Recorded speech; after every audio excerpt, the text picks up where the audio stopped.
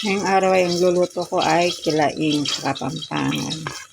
Pinalambot ko na yung baboy. Pinakuluan ko na siya sa suka. Yun, igigisa na natin. Bawang, sibuyas.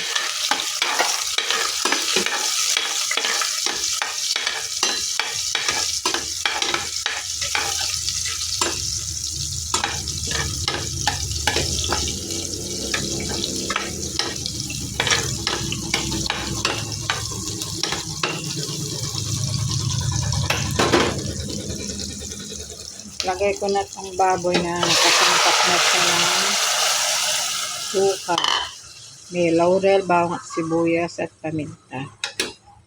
Medyo malambot na yung baboy dahil pinakuluan ko na siya. Ngayon, lagay ko yung atay.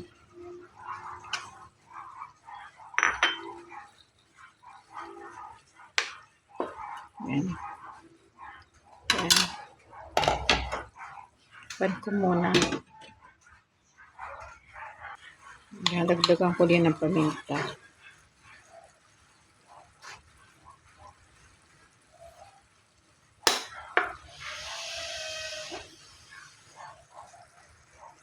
Nag-add tayo ng sili.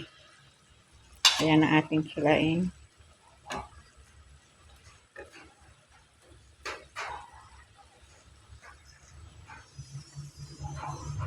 Yan ang ating kilaing.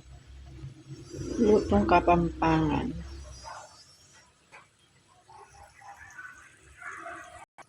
Ito na ating kilaing. Baboy at mayroon siyang atay. Okay na siya. Sakto sa asim at alat.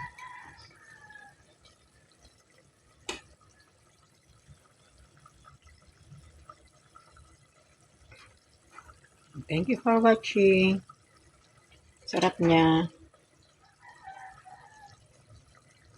Lagyan ko rin niya pampalasa.